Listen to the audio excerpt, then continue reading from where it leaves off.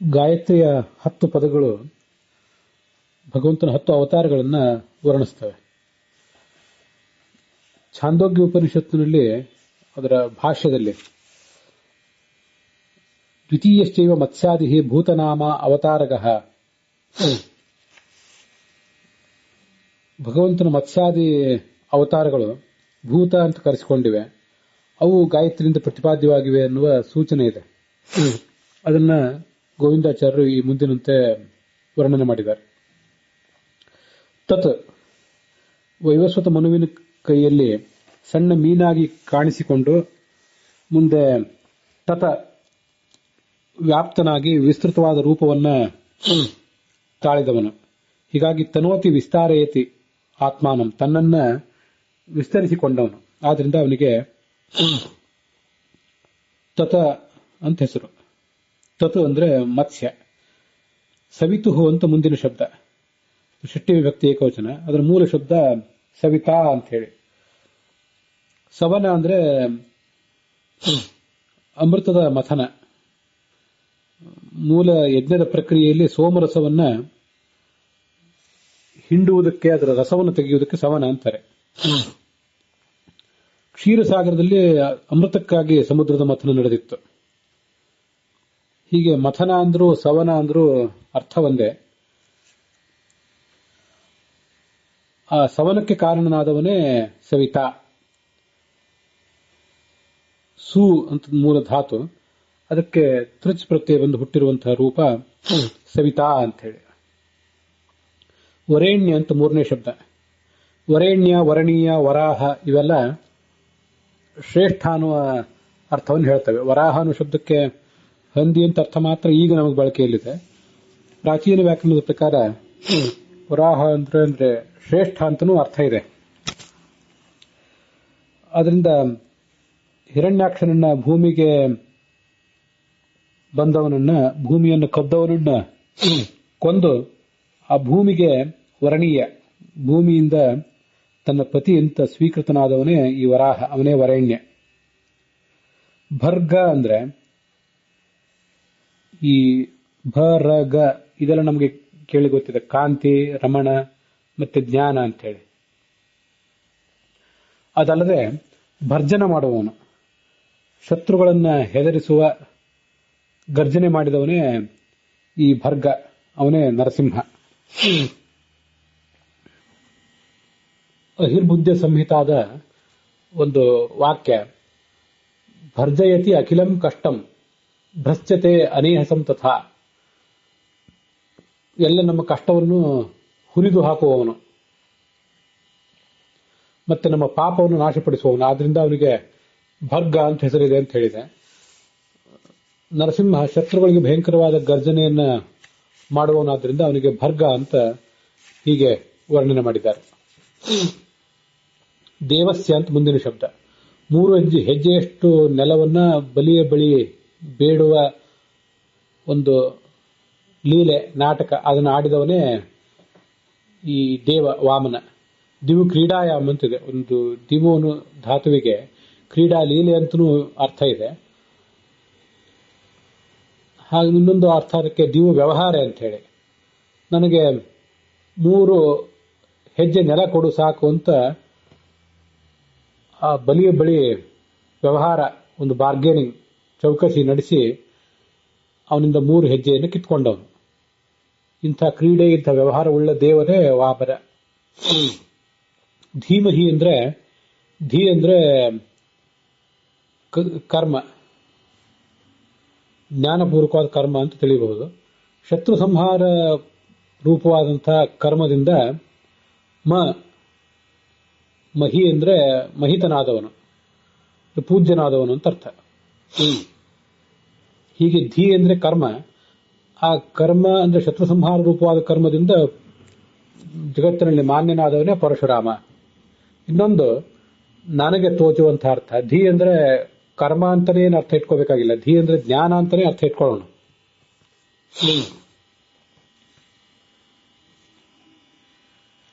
ಭಾಗವತ ತಾತ್ಪರ್ಯದಲ್ಲಿ ಬರುವಂತೆ ಸರ್ವತ್ರ ಸರ್ವಕೃತ್ಯಾಪಿ ಹಯಗ್ರೀವಾದಿ ರೂಪಕಃ ಜ್ಞಾನಾದಿ ರಕ್ಷಕೋ ವಿಷ್ಣು ಜಾಮದಗ್ನಾದಿ ರೂಪವಾನ್ ಜ್ಞಾನಾದ್ಯುತ್ಪಾದಕೋ ನಿತ್ಯಂ ಕೃಷ್ಣಾದಿನ ದೋಷನಾಶಕ ಅಂತ. ಭಗವಂತ ಎಲ್ಲ ರೂಪಗಳಿಂದಲೂ ಎಲ್ಲವನ್ನೂ ಮಾಡಬಲ್ಲ. ಆದರೆ ಹಯಗ್ರೀವಾದ ರೂಪದಿಂದ ಜ್ಞಾನವನ್ನು ರಕ್ಷಿಸ್ತಾನೆ. ಯಾಮದಗ್ನಿ ರೂಪದಿಂದ, ಪರಶುರಾಮ ರೂಪದಿಂದ ಜ್ಞಾನವನ್ನು ಕೊಡ್ತಾನೆ ಅಂತಿದೆ. ಆದ್ದರಿಂದ ಧೀ ಅಂದ್ರೆ ಜ್ಞಾನ. ಆ ಜ್ಞಾನವನ್ನು ನಮಗೆ ಕೊಟ್ಟು ಪೂಜ್ಯನಾದವನೇ ಮಹಿತ, ಅಂದ್ರೆ ಪೂಜ್ಯನಾದವನೇ ಪರಶುರಾಮ. ಧೀಯಃ ಅಂತ ಮುಂದಿನ ಶಬ್ದ. ಎಂ ಅನ್ನುವುದು ವಾಯುಬೀಜ. ಪಾಪಪುರುಷ ವಿಸರ್ಜನದಲ್ಲಿ ಓಂ ಎಂ ಓಂ ಓಂ ಎಂ ಓಂ ಅಂತ 6 ಬಾರಿ ಹೇಳಿ ಪಾಪಪುರುಷನನ್ನು ಒಣಗಿಸುವುದು ನಮ್ಗೆ ಗೊತ್ತಿದೆ. ಅಲ್ಲಿ ಉಪಯುಕ್ತ ಆಗುವ ವಾಯುಬೀಜ ಎಂ ಅಂತ ಹೇಳಿ. ಯಕಾರದಿಂದ ವಾಚ್ಯನಾದ ಪ್ರಾಣದೇವನ ಅವನ ಹನುಮದ್ ರೂಪ, ಆ ಹನುಮಂತನ ರೂಪವನ್ನ ಸಂತುಷ್ಟ ಮಾಡಿದವನು, ಹನುಮದ್ ರೂಪಕ್ಕೆ ಬಲ ತುಂಬಿದವನು. ಧಿನೋತಿ ಅಂತ. ಧಿನೋತಿ ಅಂದ್ರೆ ಧಿನು ಪುಷ್ಟವಂತೂ ಧಾತು ಇದೆ. ಧೇನು ಅನ್ನೋ ಶಬ್ದ ಹಾಗೆ ನಿಷ್ಪನ್ನ ಆಗಿರೋದು. ಜಗತ್ತಿಗೆ ತನ್ನ ಹಾಲನ್ನು ಕೊಟ್ಟು ಪೋಷಿಸುವಂಥದ್ದು. ಹನುಮಂತನ ರೂಪವನ್ನು ಪೋಷಿಸಿದವನೇ ಈ ರಾಮ. ಆದ್ರಿಂದ ಅವನೇ ಧಿಯ. ಯಹ ಅಂದ್ರೆ ಯಕಾರ ಅನ್ನೋದು ಜ್ಞಾನ ಅನ್ನೋದು ಅರ್ಥವನ್ನು ಹೇಳ್ತದೆ. ಯಕಾರ ಮೂಲತಃ ಗತಿ ಅನ್ನೋ ಅರ್ಥವನ್ನು ಹೇಳ್ತದೆ. ಗತಿ ಅಂದ್ರೂ ಜ್ಞಾನ ಅಂದ್ರೂ ಒಂದೇ ಅರ್ಥ. ಹಾಗಾಗಿ ಆ ಜ್ಞಾನಸ್ವರೂಪನಾಗಿ ಗೀತೆಯ ಮೂಲಕ ಜಗತ್ತಿಗೆ ಜ್ಞಾನವನ್ನ ಕೊಟ್ಟವನೇ ಈ ಕೃಷ್ಣ. ಆತನೇ ಯಹ.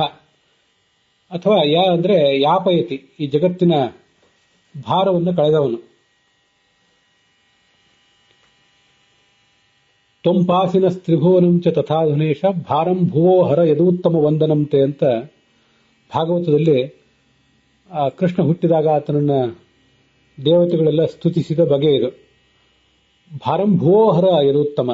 ಯದೂತ್ತಮನೇ ಭೂಮಿಯ ಭಾರವನ್ನ ಇಳುಹು ಬಾ ಅಂತ ಕರೆದ ಒಂದು ಮಾತದು. ಆದ್ರಿಂದ ಭೂಮಿಯ ಭಾರವನ್ನು ಯಾಪಯತಿ. ಆದ್ರಿಂದ ಯ ಅಂದ್ರೆ ಕೃಷ್ಣ. ಮತ್ತೆ ಭಾಗವತದಲ್ಲಿ ಬರುವಂತ ಮತ್ತೊಂದು ಶ್ಲೋಕ, ಅಷ್ಟಾದಶಾಕ್ಷೌಹಿಣೀನಾಂ ತಾವದ್ಭಿರ್ ಮಾಯಾದಿನೈಹಿ ಕೃತಂ ವ್ಯಾಪಾದನಂ ತೇನ ತಸ್ಮೈ ವಿಶ್ವಾತ್ಮನೇ ನಮಃ. 18 ಅಕ್ಷೋಹಿಣಿ ಸೈನ್ಯವನ್ನ 18 ದಿನಗಳಲ್ಲಿ ಸದೆಬಡಿದವನು, ದಿನ ಮಾಡಿದವನು ಈ ಭಗವಂತನೇ. ಆದ್ರಿಂದ ಅವನೇ ಯಾಪಯತಿ ಭೂಭಾರಂ. ಮತ್ತೆ ತನ್ನ ಮಕ್ಕಳು ಕೂಡ ಭೂಮಿಗೆ ಭಾರ ಆಗಿಬಿಡ್ತಾರೆ, ಉನ್ಮತ್ತರಾಗಿ ಬಿಡ್ತಾರೆ ಇವರು ತನ್ನ ಸಂತಾನದವರು ಅಂತ ಹೇಳಿ ತಾನು ಅವತಾರ ಪರಿಸಮಾಪ್ತ ಮಾಡುವುದಕ್ಕಿಂತ ಮುಂಚೆನೆ ತನ್ನವರಾದ ಯಾದವರ ನಾಶಕ್ಕೂ ಕೂಡ ನಾಂದಿ ಹಾಡಿದವನು. ಆದ್ರಿಂದ ಅವನೇ ಈ ಯಾಪಯತಿ, ಭೂಮಿಯ ಭಾರವನ್ನು ಇಳಿಸಿದವನು. ಜರಾಸಂಧನ 22 ಅಕ್ಷೋಹಿಣಿ ಸೈನ್ಯವನ್ನು ಕೂಡ ನಾಶಪಡಿಸಿದವನು. ಕಾಲಯವನ ಬೃಹತ್ತಾದ ಸೈನ್ಯ 300 ಅಕ್ಷೋಹಿಣಿ ಸೈನ್ಯ, ಅದಕ್ಕೂ ನಾಶ ತಂದಿತ್ತವನು. ಹೀಗೆ ಯಾಪಯತಿ ಭೂಭಾರಂ. ಆದ್ರಿಂದ ಅವನೇ ಯ ಕೃಷ್ಣ. ನಹ ಅಂದ್ರೆ ಕಾಣುವುದೆಲ್ಲ ಇಲ್ಲ, ಕಾಣುವ ಈ ಜಗತ್ತೆಲ್ಲವೂ ಕೂಡ ನ ಇಲ್ಲ, ಶೂನ್ಯ ಅಂತ ಭ್ರಾಮಕವಾದ ಒಂದು ವಾದವನ್ನ ಜಗತ್ತಿನಲ್ಲಿ ಬಿತ್ತರಿಸಿದವನು ಈ ನಹ, ನ ಶಬ್ದದಿಂದ ವಾಚ್ಯನಾದಂಥ ಬುದ್ಧ. ಪ್ರಚೋದಯಾತ್, ಕುದುರೆಯ ಮೇಲೇರಿ ಸಂಚಾರ ಮಾಡಿ ದುಷ್ಟರನ್ನು ಸಂಹರಿಸಿ ಏನು ಜಗತ್ತಿಗೆ ಸುಖ ಕೊಟ್ಟ ಆ ಕಲ್ಕಿಯೇ ಪ್ರಚೋದಯಾತ್. ಅಶ್ವಂ ಪ್ರಚೋದಯತಿ ಇತಿ ಪ್ರಚೋದ. ಅಶ್ವವನ್ನ ಪ್ರಚೋದಿಸ್ತಾ ಸಂಚರಿಸಿದ. ಪ್ರಚೋದಸ್ಸನ್ ಯಾತಿ ಇತಿ ಪ್ರಚೋದಯ.